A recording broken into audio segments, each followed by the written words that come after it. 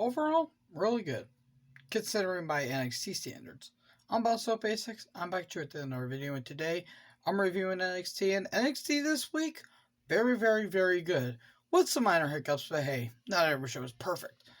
Um, yeah, this show overall was very solid. Uh, the two title matches were very good. For the NXT and the NXT Women's, especially. Well, I'll get to that here in a little bit, but yeah, there were some standouts, but there was some questionable decision making in the outset. So, with that out of the way, let's get into the review proper. Mr. William Regal, who I am always excited to see. He is such a delight. He's in the ring with two huge announcements that will change the NXT landscape. The first one, NXT Takeover Stand and Deliver, which will have to grow on me a little bit. And then we got new championships. You can't just give the women's tag team titles to the WWE women's tag team titles to Raquel and Dakota. No, because of the whole screw job, the Capital Wrestling Center screw job. No, you can't do that. You can't give them the titles. So putting another championship on the brand will help. That does not help. It's like what WCW did in their dying days. They just did the cruiserweight tag team titles, and that didn't work because the company was dead in like 2 weeks after the title tournament was made. So they just did this to have another championship on the brand. I just make it a mid-card title, honestly. Like, it's just stupid. And then Regal says, Raquel to Raquel and Dakota, that you deserve that for being screwed over last week. You deserve it. Yeah, whatever. And then Ember and Shotzi challenge. Okay, more on that decision in a little bit. Then Regal makes it official. Then we get Io Shirai versus Toni Storm for the NXT Women's Championship. I recommend watching this match. This is probably one of the best women's match I've seen in a while. This was amazing, magnifique, magnificent. I can't. Me talking about it won't do justice. Sorry about that. Me talking about the match won't give it justice. Go watch this. This is 15-20 minutes of just pure action. Tony goes for tries to hit Storm Zero on the floor or on the apron, the hardest part of the ring, but then Io hits a moonsault. Sorry, Ice Cube. Not the rapper Ice Cube. That would be interesting, though very weird. But Io counters it, moonsault to the outside, goes back into the ring, hits Storm Zero. Oh my god, out of nowhere, kick out. I thought they were going to give the title to Storm, but after what happened later on, I might see where they're going with it. But in the end, I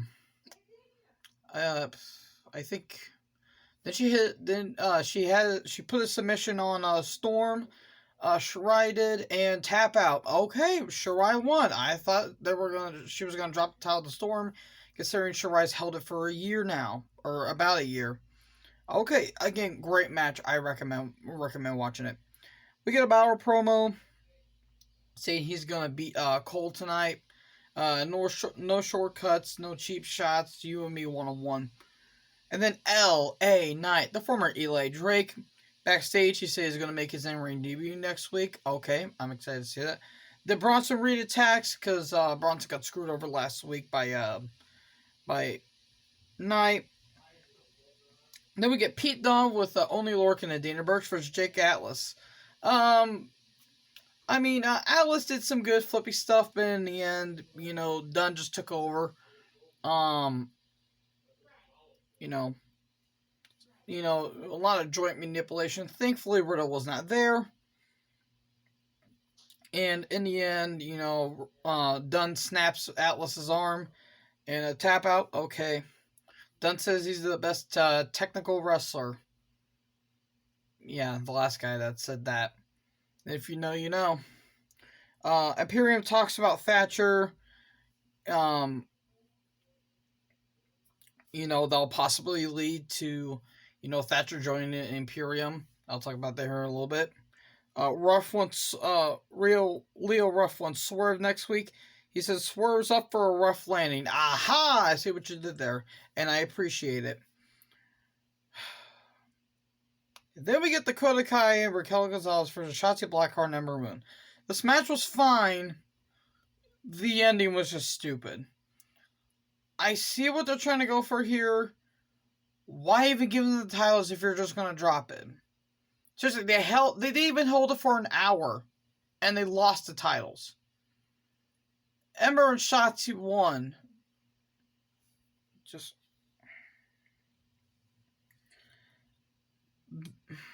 I understand from a storyline perspective, because Raquel and Dakota beat Shotzi and Ember at Vengeance Day, and then Ember and Shotzi won here.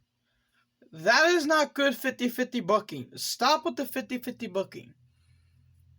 Seriously, if you're going to put the heels over, and don't let the babyface win the next matchup. It does not work like that. But this could lead to some good things later on. Cole promo, he said he'll beat Balor tonight. He said that he put Strong and O'Reilly in their place. Women's locker room celebrating Shotzi and Ember, and Indy and Candice are upset. Hartwell does not benefit from The Way, one of the most just boring factions I've seen outside of Retribution. It doesn't benefit anybody. And then Theory's upset about, Gargano's therapist being paid off and all that stuff. Like, I'm not a huge fan of Theory. I just find him kind of bland. This does nothing for him. And he talks about Loomis and all that stuff. And like, Gargano and Candice are great workers. Indy can work. Theory, I can take or leave. I can most likely leave because he's kind of a creep. If you know, you know. But it's whatever. Xia Li versus Caitlyn Carter. It was whatever. Casey Catanzaro causes a DQ. Okay. Why? I don't know. Boa got demolished by a one-legged 4'2" woman. Seriously, I don't... Thanks for coming, Boa. And the whole grudge ghost that sold her soul for a dragon in order to gain power for a 1,000-year-old girl, 1,000-year-old woman who sold her soul to a dragon to give herself power. Just, oh my god. That storyline's giving me a headache. They are trying with Xia. Xia's trying her hardest, God bless her, but this is not working. Boa's just there. I just don't get it. And then Jordan Devlin wants Escobar next week. Okay, I don't care about the NXT Cruiserweight division. Devlin's a good worker, but outside the ring, yeah, you might have to look up his history. I'd say just give it to Escobar. Stark promo, she's talking about like how she went down one way and she came out with one or two chances and hopefully she made the right one. I recommend this promo. This promo is pretty good. And then Lego My Ego del Fantasmo versus the Grizzled Young Veterans. This was a match. It barely went like 5 minutes, I think. Then MSK as space astronauts distract Lego My Ego del Fantasmo win, and then MSK attack, and then Breezango show up and they help MSK fight off the heels. Why? Who was this for? Okay.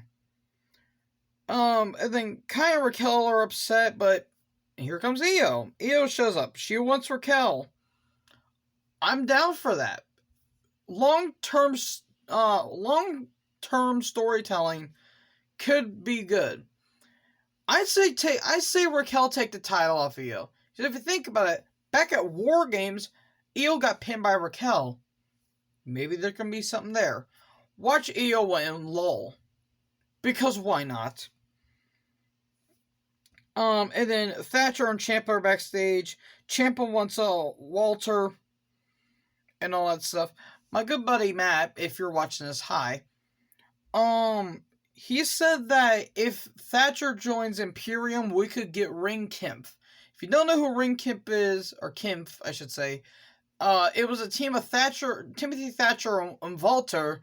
I think during when they were in on the indie circuit, most likely PWG, Pro Wrestling Guerrilla, that was a team. Those two worked wonders. They were monsters. They were destructive.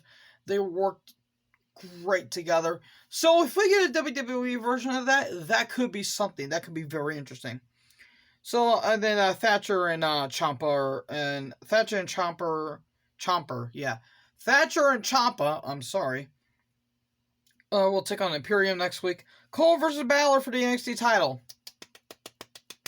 Good stuff here. Very, very good stuff. Again, I can't do this justice. This went past 9 o'clock where I live at, so I understand why they did that. Again, great stuff. Balor getting his jaw targeted, all that stuff. Cole hitting the last shot, no kick out. Hitting the Panama Sunrise, no kick out. Onto the outside, Cole's got a smile on his face. All of a sudden, he looks to his right. Kyle O'Reilly's there. Hi. I kind of like O'Reilly's new look, though the Metallica shirt I'm a bit, iffy on. Yeah, I'm not a huge fan of it. I'm not a big Metallica guy. So, he kind of distracts Cole. 1916 or the Bloody Sunday on the floor. And then, coup de grace, 1, 2, 3, Balor wins. Okay.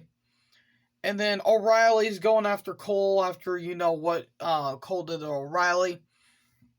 Riley, is being held back by the, well, actually, before all that, O'Reilly, is talking to Cole, and, Cole goes to, low blow him.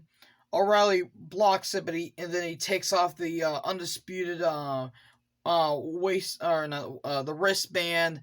He starts beating the hell out of Cole and attacking him, and the security guards are holding him back. While that's going on, they go into the back, get back to the ring. Balor looks at his title, then looks over his shoulder, and he says, "What took you so long?" Karrion Kross is big behind that. And as that happened, I was hooting with excitement. I don't get how Balor did not notice a 5, is he like 6 foot? Is Kross like 6 feet? Like, Kross is a tall man. How did Balor not know? And then we have a stare down between those two. Okay, if this happens at TakeOver, this will be a fantastic match. In my head, I'd say Cole versus O'Reilly in probably a street fight. They could beat the hell out of each other. Raquel versus Io. And then Balor versus Kross. Those are the three I have in mind so far. And those are the 3 matches I most likely would like to see. But yes, besides all that, this was a fun NXT. This was a fun NXT show. Again, some hectic moments here and there, but what are you gonna do? Anyways, thank you guys for watching this video. Make sure to like, comment, subscribe. Join the herd. I'll talk to you guys next video. Peace out.